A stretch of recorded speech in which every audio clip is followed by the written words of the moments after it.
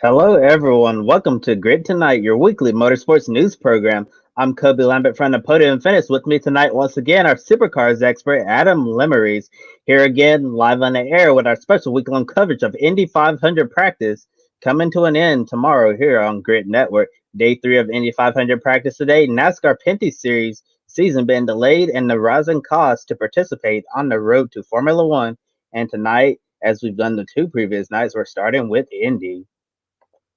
Before the on-track festivities got underway, we got a big announcement from IndyCar. Entitlement sponsor NTT is continuing its partnership with IndyCar, signing a multi-year extension to stay on board as the NTT IndyCar Series. Very exciting announcement for IndyCar, getting a commitment from NTT for the foreseeable future as the series continues to grow globally.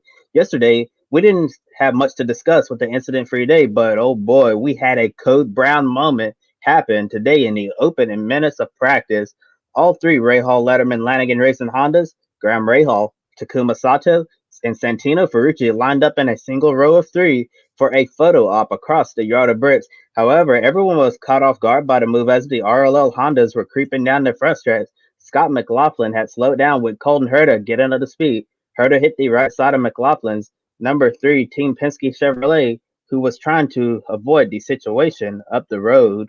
Colton Herta wasn't happy at all with the antics at RLL, telling IndyCar Radio, you have those drivers going 100 miles per hour while the others are going 220 miles per hour, calling it the stupidest thing he's ever seen, and called whoever came up with this idea at RLL a complete idiot. IndyCar Race Control responded by issuing the entire team a penalty, losing 30 minutes of practice tomorrow on Fast Friday. Adam, do you think RLL was justified to do a photo op during a practice session, or is this something they should have just worked out with IndyCar to do right before the practice session started? I believe that they should have worked out with the NTT IndyCar series on and do this photo op before the session started. Um, um, this could have caused a really major accident, but it didn't. And IndyCar was right to penalize RLL Lanigan Racing 30 minutes of practice. They'll probably know they'll know to do it a lot better next time around. Yeah, definitely. I don't really understand why Rahal Letterman Lanigan Racing thought this was a good idea to do a photo op during an official practice session. And overall, I'm thinking they really should have just asked Roger Penske, everybody at IndyCar, for time before the session gets started for them to run at a slower speed around the track, or or let's say an hour before practice time. Any team who wants to do a photo op on the racetrack, you're free to do it at a much slower speed. And I think that would have definitely solve the issue instead of doing it during an official practice session. I'm really glad that Colton Herta real heads up driving there at the very last moment, especially with Scott McLaughlin slowing ahead of him. That could have been a really nasty accident if everyone behind was not paying attention. And today on track, we saw various strategies from the teams. On Tuesday and Wednesday, we primarily saw them focus on race setups, running in groups, slipstreaming, overtaking, working on handling. This afternoon, they mix it up a bit with single car qualifying rounds and some drafting in groups. Tomorrow, there will be a sole focus on qualifying. 35 cars entered, the field of 33. So that means two drivers are going to get bumped. And they need to ensure that they're going to be locked in the field and avoid going to that really stressful and high pressure last row shootout. Adam, if you were in charge of an IndyCar team, what would have been your focus in practice today? Qualifying runs, race setup, or a little bit of both? To me, I believe it would have been a little bit of both. Tomorrow's practice will be basically single car, will be basically everyone trying to get their fastest laps for qualifying. Um, Overall, the practice has been really good, and qualifying in the qualifying should be very intense on Saturday. There's potential between 10 and 20 drivers at least that could claim the pole position for the Indianapolis 500 next Sunday. Yeah, and for me, if I was in charge, I'd definitely do a little bit of both. Yes, you want to make sure you're great with the lower downforce, and tomorrow we know they're getting a huge boost in horsepower, so we'll really see what they got when they turn up the wit, and also race setup as well. There's not going to be there's not going to be a lot more time to focus on your race setup between now and the race because all the teams are going to go all out to try to either get in the fast nine to simply make the field and avoid going to the last row shootout. And the next time the drivers are really going to have a chances to work on the race setup is going to be on Carb Day next Friday, that final happy hour practice session to fine tune your car for the greatest spectacle in racing. And with less than 2 hours remaining in practice today, we saw the first crash of the week in a single car incident. Santino Ferrucci lost control of his number 45 RLL Honda in turn two, went around spinning, and backed it hard into the wall on exit. Santino was able to get out of the car under his own power, but the safety team had to help him to the medical vehicle. It appeared that Ferrucci was having trouble putting weight on his left leg initially, and Dr. Jeffrey Billows from the medical center said Ferrucci suffered a minor leg injury and that he could indeed put weight on it, but they still decided to send him to the hospital for further evaluation. And no word yet whether or not Santino is going to be cleared to continue driving the car. Yeah, so for RLL, damaged car, a brief setback, and and in the past, we've seen drivers have a fast car, crash in practice. Teams either repair the car or go to a backup. Then the car doesn't have the same speed it had before the accident. How big of a setback is it when teams have to repair a damaged car in such a high pressure situation? It's a really big situation because your backup car might not might not be as fast as your primary car. Overall, I'm hoping the best for Santino Ferrucci and hoping he does get to race in this year's Indy 500. Everyone here at the Grid Network is wishing him all the best. Yes, definitely. We're wishing Santino a speedy recovery, and with a team with RLL who has a lot of resources, I think they're going to be perfectly fine when it comes to repairing the car and getting it back on track and still having a fast vehicle. But sometimes, if you're one of the smaller teams in the field, like a Carlin Racing or a Top Gun Racing, you really can't afford to have something like that happen at all because we saw a few years ago. Look at Pato O'Ward right now, who's running extremely well in the IndyCar series when he attempted the Indy 500 with Carlin Racing, he had a massive crash in practice, and that was their car built to oval spec, and then he had to go to a backup, and the car was nowhere near as fast as his primary car, and I really believe that was the reason why Pato O'Ward ended up getting bumped from the Indy 500 that year.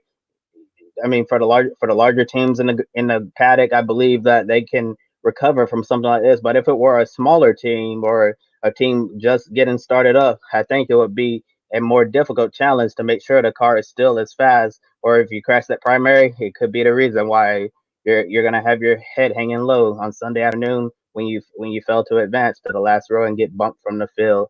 And at the end of the day, Tony Kanaan was the fastest at 225.341 miles per hour. Definitely another solid, strong day for Chip Ganassi Racing. Connor Daly, another strong show in second. Quickest in his number 47. Ed Carpenter Racing Chevrolet. Santino Ferrucci, third fastest before he shone in turn two. Joseph Newgarden and Scott Dixon complete the top five. Team Penske and another Ganassi. Ran his VK6, followed by Helio Castroneves, Marcus Ericsson, Takuma Sato, and Colton Herta in 10th. Tomorrow is a day many are anticipating, Fast Friday. Cars receiving an additional boost of horsepower, turning up the wick, and we'll finally see what everybody has in qualifying trim. Speeds are expected to be in the 230 miles per hour range. Adam, what are you going to be looking for tomorrow on Fast Friday? For me, it's going to be all hands on deck because qualifying is going to be really tight this year. You have so many good teams that have a shot to win the pole, and some of the teams that normal and some of the smaller teams they may not have it. They may not have a good of a shot to be in the Indy 500. So I believe tomorrow everyone's going to have to go all out, put your foot to the floor, and see just how fast you are for qualifying on Saturday and Sunday. Yes, definitely. All of these teams are gonna have to go all out, and I think after tomorrow we can finally make our predictions of who we think gonna advance to the fast nine to go for the pole, or who do we think is gonna be in some serious trouble making a race. I still think up to this point it's still too soon to say who's gonna be up there contending for the pole, who's just gonna just focus on locking it into the field, and who's gonna have to find something extra to make it into the race. So definitely Fast Friday. It's gonna be really exciting seeing the cars going well over 230 miles per hour, low downforce, right right on the edge, and and hopefully all of the teams will keep it in one piece, because the worst thing that you can do tomorrow is to tear up the car in that heavy shunt the day before qualifying, because you need to make sure that the team is 110% prepared, because this is definitely, in my opinion, Indy 500 qualifying, especially when bump day is on the line, is certainly one of the most intense days in all of motorsports. And next, looking at a story from Canada, the start of the 2021 NASCAR Penny Series season has been delayed for several months. NASCAR has a goal to potentially get the season underway in August, running a full championship season with a minimum of 10 races. And an updated schedule will be released at a later date when the calendar is finalized. Now, looking at a report from motorsport.com about financial woes in Formula 2 and Formula 3, Bruno Michel, the leader of those two junior categories, told journalist Tom Howard that focus on cost saving measures will be more beneficial than starting up a driver scholarship program. The pandemic has made it much harder for drivers to secure funding for a full season, so there's been a lot of musical chairs to start the season. Some of the cost saving moves include dropping down the number of race weekends, but running 3 events each race weekend to equal the number of races that are usually run in the U.S., we all know IndyCar has the Road to Indy program. Drivers win a championship in the feeder series. They earn a scholarship money to move up to the NTT IndyCar series eventually. And Michelle told Motorsport.com that he doesn't see this as a possibility for Formula 2 and Formula 3, but he'll continue working to decrease costs and increase revenue for the teams instead. Do you agree with his assessment here? I sure do. Formula 2 and Formula 3 often compete with Formula 1, and for me, I'd like to see them have at least 2 to 3 races a weekend. It'd be a lot of time saving. Often, it could have it could be less of a cost for some of the teams that that compete in both series that are toward the bottom of the field that really don't have the funding. So if I was Formula 2 or Formula 3, I would have one. I'd have at least one practice qualifying and 2 to 3 races when they are associated with Formula One on their race weekend. Yes, I do agree with his assessment as well.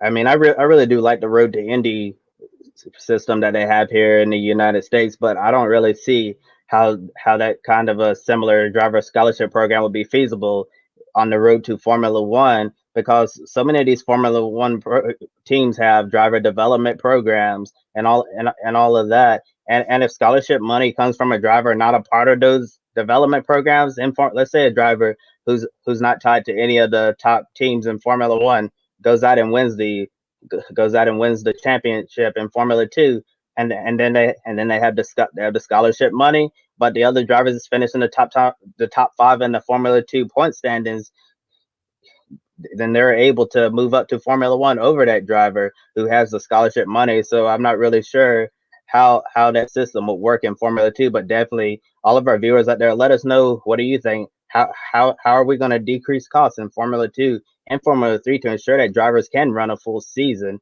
instead of deals, really going? It seems like it's going race to race this year for some of the teams. And that concludes another episode of Grid Tonight. Please make sure you like and subscribe to Grit Network here on YouTube. And we definitely encourage you to visit our Patreon page, invest in us. Thank you, Colin, for supporting us for so many months. And special shout out to our new Patreon supporters, Mark and D Show. Really appreciate you for jumping on board and supporting Grit Network. And also be sure to check out Paw Blast as well to get your furry family members something special. They have dog leashes, clothing, and accessories for dogs of all sizes. 10% of your purchase goes towards helping homeless, sick, and rescue dogs. And also, today is National Rescue Dog Day, so we want to give a special shout out to our founder, Joe Sammiego, who has a rescue dog from Alaska named Kiska. And we want to say thank you to Pablis for everything that they've done here at the Grid Network. And we'll be back on the air tomorrow evening, same time, 7:30 p.m. Eastern Time, for another special edition of Grid Tonight. Be on the lookout for a brand new episode of Life on the Grid. SRO America and IndyCar Radio Motorsports broadcaster Ryan Marine joins us to talk about all things IndyCar and sports car racing. Check out IndyCar Radio and listen to Ryan on the call, chasing stories around the racetrack. His Life on the Grid episode will air on Carb Day 1 week from tomorrow on Friday evening at 6:30 p.m. Eastern Time on Grid Network's YouTube channel with musical guest Tough Guy. For Adam Lemery, I'm Kobe Lambert from the Podium Finish. Thank you for watching and have a wonderful evening. Joe Sammiego here. Want to invite you to go check out Pablis. Pablis is a dog clothing and accessory company based in Austria. 10% of each of your purchases goes to helping dogs in need, whether it's homeless, sick, or ill dogs. This is one of the reasons why we support it. Kiska here is a rescue dog from rural Alaska and our Grid office dog. We care about our furry buddies, and we know you do as well. Definitely check out pawbliss.com. There's a link on the video description, and by clicking on that link, you get a 10% discount on your purchase as well.